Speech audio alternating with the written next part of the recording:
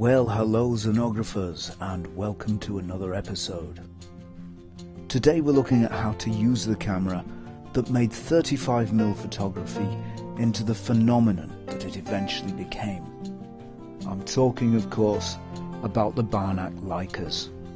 It wasn't the first camera to use 35mm cinefilm, but it was responsible for popularising it and bringing it to a mass market. These cameras were made from the early 30s right up until the late 50s. There are various different models. Some have folded brass bodies, others have die-cast bodies. Some have slow speeds, some don't. Some have a self-timer, and the very last models had frame lines inside the viewfinder. Despite these differences, they're all essentially the same thing. It's probably the most copied camera in the world. There were Russian copies, there were Japanese copies, there were English copies, there were Chinese copies. And while some of these models incorporated differences, again, they're all essentially the same thing. The Barnacks were the first cameras to use the cloth shutter, a design which was copied by many manufacturers and is still used on Leica film bodies today. They're beautifully made. They're very well engineered and long lasting. Although, like any machine, they need servicing from time to time. If kept in good order, they will last a lifetime. They're entirely manual in operation, so the photographer has to measure the exposure and enter those settings manually. Although it's kind of amusing to note that rangefinder focusing was known as automatic focusing in its day. They're not particularly fast to use. Film loading can take a little practice. And like any manual camera, you do have to measure the light yourself and enter shutter speed and aperture settings manually. Having said that, many professional photographers have used these as their sole camera. Cartier-Bresson springs to mind. And although technology's advanced since then, these cameras are no different now to what they've ever been. Used within their limits, with a little practice, they can be reasonably quick.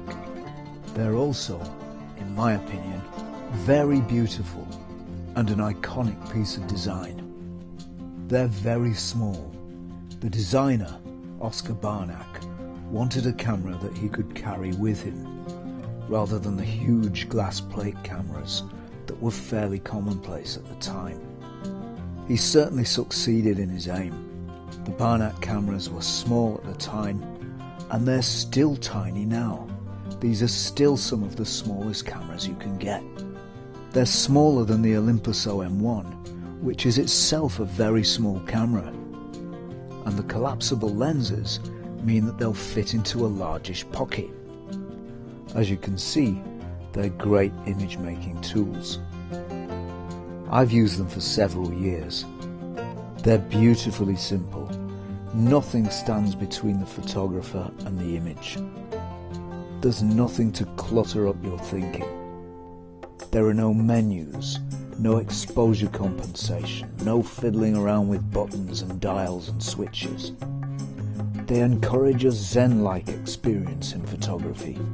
They are the single simplest way for the photographer to get professional quality images. To load film, turn the retaining clip and lift, and then just pull off the bottom. Then lift out the take-up spool from the right-hand side of the camera body. With these cameras, the film leader has to be cut to length, so pull film out of the cartridge to the length of the camera body, and then increase the length of the leader by cutting as shown here. Cut your leader almost up to the point where the first perforation emerges from the cartridge.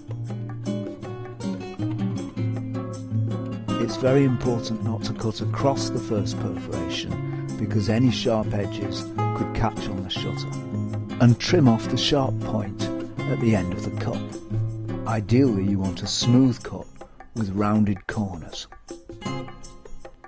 Then push the bottom edge of the film underneath the clip on the spool, and then take the spool and the cartridge and feed them carefully into the camera.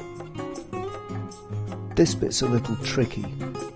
Push everything fully home, and when you're done, pop the bottom back on, turn the clip and lock it.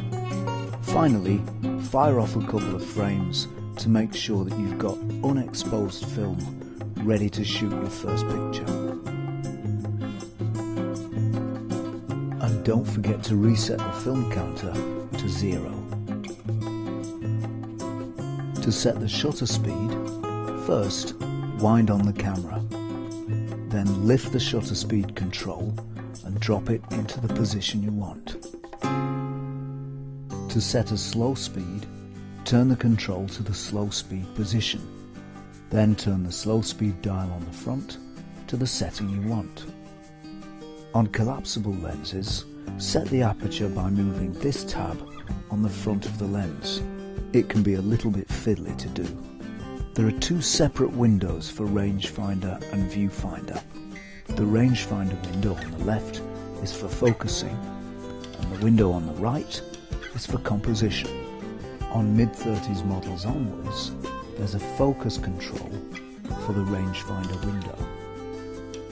The up position is for near shots, the down for far away. To focus the lens, turn the lens in the usual way. Collapsible lenses have a handy focusing tab. This is the view through the rangefinder window. Turn the lens until the double image comes together, and the image will be focused. There are no parallax lines in the viewfinder, so make sure you tilt the camera up a little to avoid losing the top of your shot. When you finish your roll of film, turn the rewind lever from the advanced position, pointing to the right, to the rewind position, pointing forward. Then lift the rewind control and turn in a clockwise direction until all the film is wound back into the cartridge. You'll feel a slight resistance at the end point. To change a lens, just screw off the old one and screw on the new. Do be careful not to cross thread when mounting the new lens. The in-camera viewfinder is for 50mm lenses only. You'll need an external viewfinder like this one.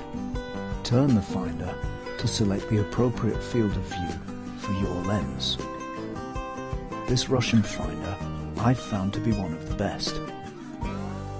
And here's the camera with lens and finder mounted. I think it has a certain mechanical cool. These are beautiful little cameras, as good now as the day they were first made. There's a huge range of lenses for them, from German and many other manufacturers. I use Russian lenses on mine all the time. They're a little more expensive than other similar cameras, but if you're on a budget, don't worry.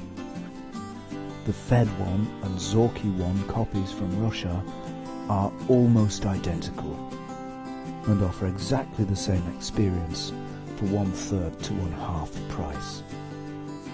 Finally then, here's a few more images I've made over the years with these great little cameras.